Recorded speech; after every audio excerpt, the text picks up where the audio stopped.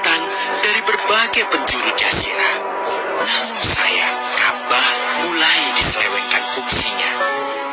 Akibatnya, kejahiliahan merajalela. Bahkan pada masa itu, memiliki bayi perempuan adalah hal yang sangat memalukan. Aib bagi keluarga. Sehingga sebagian dari mereka tega membunuh bayi perempuan mereka sendiri. Di tengah kondisi masyarakat jahiliyah itulah Nabi Muhammad dilahirkan. Bayi luar biasa itu lahir dari rahim seorang wanita mulia bernama Aminah. Pada saat itu ditandai peristiwa-peristiwa yang luar biasa. 10 balkon istana Kisra runtuh. Juga padamnya api-api yang biasa disembah oleh orang-orang Majusi.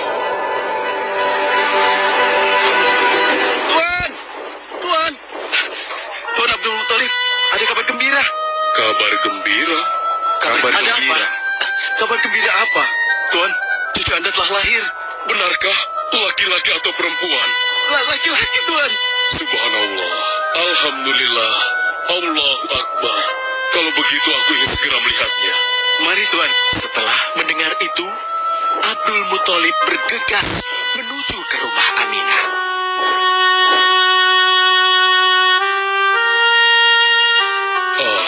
Cucuku, kasihan engkau terlahir yatim. Dengan penuh kasih sayang, Abdul Muthalib membawa cucunya ke Ka'bah. Ya Allah, jadikanlah cucuku ini menjadi seorang yang mulia dan terhormat, sebagaimana Nabimu Ibrahim alaihissalam.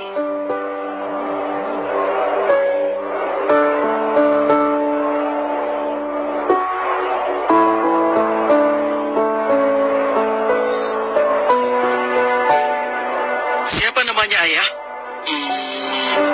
Muhammad. Muhammad. Ya, aku akan menamainya Muhammad. Artinya yang terpuji. Kehadiran Muhammad kecil sungguh memberi kebahagiaan.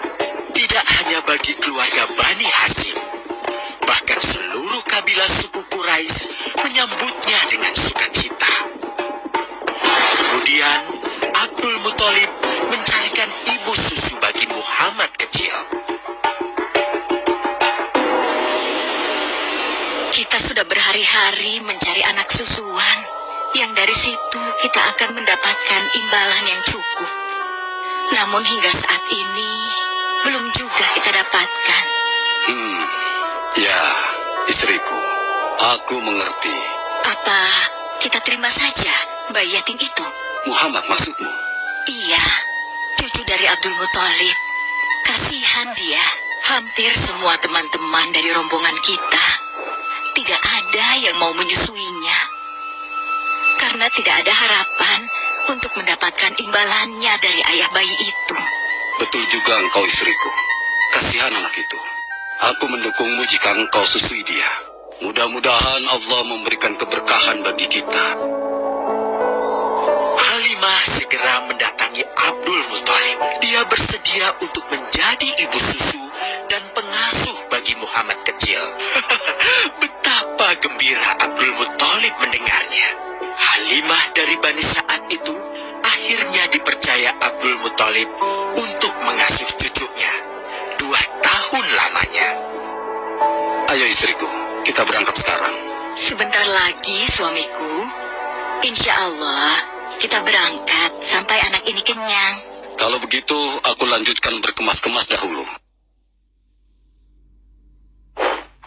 Hah? Ada apa, suamiku? Lihat, unta dan keledai kita. Mereka demikian sehat, tidak seperti sebelumnya. Subhanallah. Betul, suamiku. Tidak seperti kemarin. Demi Allah, kau tidak salah memilih istriku. Kau telah mengambil anak yang dipenuhi dengan barokah. Allah melimpahkan keberkahan atas Halimah dan suaminya.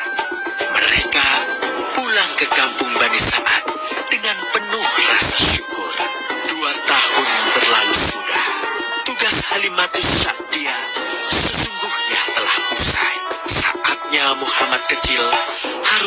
kembalikan kepada ibunya. Terima kasih Halimah. Engkau telah merawat anakku dengan baik selama 2 tahun. Tidak ada yang bisa kuberikan, kecuali aku berdoa. Semoga Allah memberkahi engkau dan keluargamu. Amin. Saya juga bersyukur diberikan kepercayaan dan kesempatan merawat anakmu, wahai Ibu Aminah. Namun, begini Bu, mohon maaf. Kalau boleh, izinkan aku merawat Muhammad lebih lama lagi. Aku masih sangat sayang padanya. Baiklah, kalau begitu aku setuju dengan usulmu. Bawa dan rawatlah Muhammad sebagaimana dia anakmu sendiri. Terima kasih, Ibu. Terima kasih. Begitulah, Muhammad kecil kembali ke tengah-tengah Bani Sa'ad. Ia tumbuh menjadi anak yang memiliki banyak teman karena kemuliaan akhlaknya. Tatkala berusia sekitar 4 tahun, terjadilah suatu peristiwa. Muhammad, Bu! Muhammad! Muhammad? Kenapa Muhammad? Muhammad dibawa orang. Hah? Dibawa orang? Diculik? Coba ceritakan. Ketika kami tengah bermain, tiba-tiba ada orang dewasa datang. Dia langsung membawa pergi Muhammad dan membunuhnya. Hah? Membunuhnya? Ya Allah, di mana? Di mana? Antarkan ibu ke sana. Dengan perasaan cemas, Halimah bergegas menuju tempat itu. Dan dilihatnya, Muhammad kecil tengah terduduk. Muhammad, apa yang terjadi denganmu?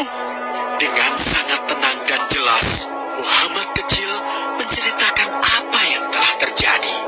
Bahwa seseorang telah membelah dadanya, mengambil hatinya, kemudian mencucinya, dan mengembalikannya lagi ke tempatnya semula. Maka sesungguhnya, yang datang itu adalah malaikat Jibril. Dia ditugaskan Allah untuk mencuci hati Rasulullah, sehingga bersih dari segala kecenderungan setan. Subhanallah, sungguh anak ini bukanlah anak sembarangan. Sebaiknya aku kembalikan saja kepada ibunya. Peristiwa itu membuat Halimah sangat khawatir. Maka bergegaslah Halimah mengembalikan Muhammad kecil kepada ibunya. Menginjak usia yang ke-6 tahun, Muhammad kecil diajak ibunya untuk berziarah ke makam ayahnya, Abdullah di Yathrib. Dalam perjalanan pulang kembali ke kota Mekah, Aminah pun jatuh sakit. Dari hari ke hari, tubuhnya semakin melemah hingga di sebuah kota bernama Abwa, letaknya antara Mekah dan Yathrib. Aminah meninggal di sana, dan Muhammad kecil pun menjadi seorang anak yatim piatu. Sejak itulah Muhammad kecil dirawat dengan penuh cinta dan kasih sayang oleh kakeknya, Abdul Muthalib. Muhammad, sudah berhentilah memerah susunya. Insya Allah, sudah cukup untuk persediaan kita hari ini. Beristirahatlah sejenak. Makanlah agar kau tetap sehat.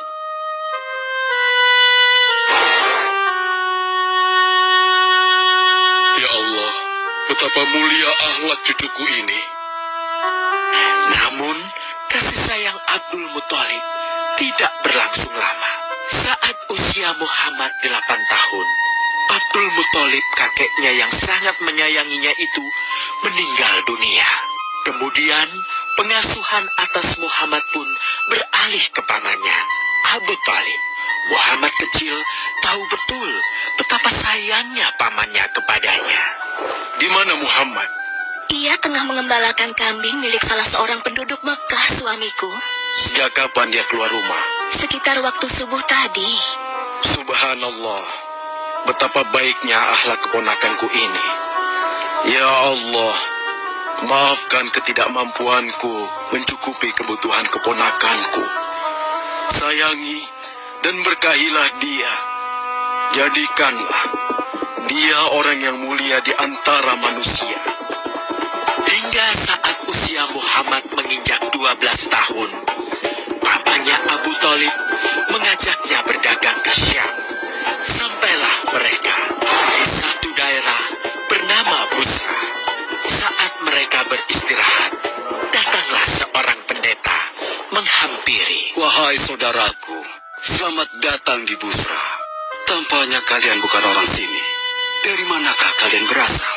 Terima kasih saudaraku. Kami datang dari Mekah. Lalu, siapakah gerangan anak ini? Ini adalah keponakanku. Muhammad namanya. Apakah engkau bertanggung jawab atasnya, Tuan? Ya, Kemana ayahnya? ayahnya sudah meninggal sejak ia masih dalam kandungan. Oh, apakah kini dia yatim piatu? Benar, Aku sungguh beruntung bertemu dengannya. beruntung. Beruntung apa? Sungguh, keponakanmu ini adalah orang yang sangat istimewa. Oh ya? Ya, dia adalah seorang nabi, seorang utusan Allah. Bagaimana kau tahu hal itu? Aku tahu karena aku seorang pendeta. Dan berita kedatangan dia sebagai seorang utusan Allah sudah disampaikan di dalam Injil. Bahkan aku pun bisa mengetahuinya dari cincin kenabian yang berada di bagian bawah tulang rawan bahunya, yang menyerupai buah apel sebagai tanda kenabiannya. Begitulah, pendeta bernama Bahira menyampaikan kepada Abu Thalib perihal kenabian Muhammad.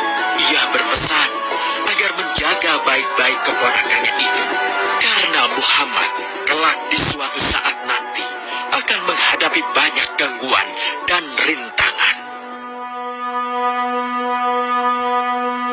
Istriku, Muhammad sudah berusia 25 tahun. Aku pikir sudah saatnya dia untuk menikah. Betul, suamiku. Namun, dengan siapakah dia akan kita jodohkan? Kemarin Khadijah mengirimkan utusannya dan menyatakan keinginan Khadijah untuk menjadikan Muhammad sebagai suaminya. Hah? Khadijah? Khadijah yang mulia itu? Betul, istriku. Khadijah yang selama ini mempercayakan barang perniagaannya kepada Muhammad. Kenapa dia memilih Muhammad? Ya, Khadijah mengagumi kejujuran dan kebaikan akhlak Muhammad.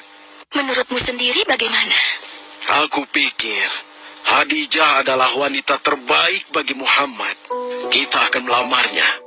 Tepat di usia 25 tahun, Nabi Muhammad menikahi Khadijah yang berusia 40 tahun. Dari pernikahan itu, mereka dikaruniai Allah 6 orang anak. 2 laki-laki adalah Al-Qasim dan Abdullah. Sedangkan putrinya adalah Zainab, Ruqayyah, Ummu Kulsum, dan Fatimah. Namun, kedua putranya itu telah meninggal semenjak mereka kecil. Suatu ketika, terjadilah banjir besar di kota Mekah. Kabilah-kabilah di kota Mekah pun bergotong royong membangun kembali Ka'bah. Setelah pembangunannya selesai, terjadilah perselisihan antara pemuka kabilah tentang siapakah yang paling pantas meletakkan Hajar Aswad di Ka'bah. Abu Thalib, apa yang harus kita lakukan? Kita sudah bicarakan hal ini selama 5 hari, namun tidak ada titik temu. Aku khawatir akan terjadi pertumpahan darah. Sudah, begini saja. Kita sepakati bahwa masalah ini kita serahkan kepada takdir terbaik. Lihat, pintu masuk Ka'bah itu. Siapapun yang pertama kali akan melewati pintu itu, dan siapapun dia, kita tidak boleh menolaknya. Setuju? Aku juga setuju. Baiklah, aku setuju. Aku juga setuju. Baiklah, kita perhatikan bersama.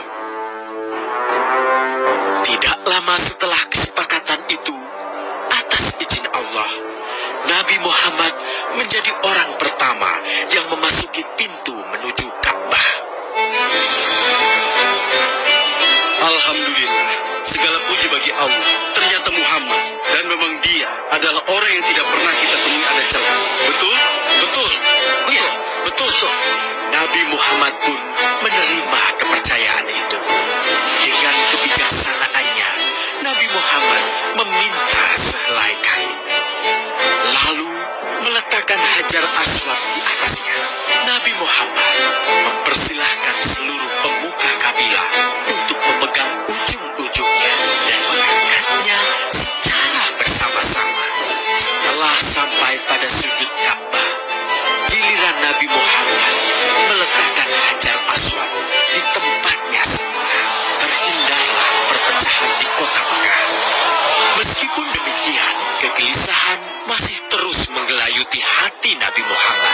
Kejahiliahan ada di mana-mana. Kezaliman dan kemaksiatan terus berlangsung.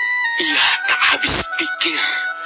Nabi Muhammad mulai merenung dan menyendiri untuk menghindar dari perilaku jahiliyah. Nabi Muhammad memilih tempat di sebuah gua di atas bukit sekitar Mekah. Gua Hiro. Dari mulut gua itulah Nabi Muhammad bisa memandangi kota Mekah yang dicintainya dengan pandangan yang lebih luas. Hingga suatu ketika, sesuatu yang tidak pernah terbayangkan sebelumnya terjadi. Tiba-tiba, gua itu menjadi terang benderang. Kemanapun arah mata melihat, di sanalah cahaya itu ada. Itulah malaikat Jibril. Jibril berkata, "Bacalah." Dengan gemetar, Nabi Muhammad berkata, "Aku tidak bisa membaca." Malaikat Jibril lantas merangkul Nabi Muhammad SAW dengan kuat hingga nafas beliau sesak. Seraya berkata lagi, "Bacalah." Sampai akhirnya malaikat Jibril membantunya setelah merangkulnya dan menyuruhnya membaca hingga 3 kali. Kemudian malaikat Jibril membantunya membaca. "Bacalah dengan menyebut nama Tuhanmu yang menciptakan. Dia telah menciptakan manusia dari segumpal darah. Bacalah, dan Tuhanmu lah yang paling pemurah, yang mengajarkan manusia dengan perantaraan al-qalam.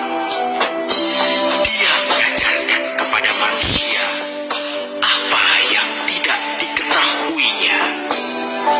Kalimat suci telah terucap. Resmilah sudah. Dari dalam Gua Hiro, Allah mengangkat Nabi Muhammad SAW sebagai penuntun dari kegelapan menuju cahaya, dari keburukan menjadi kebaikan.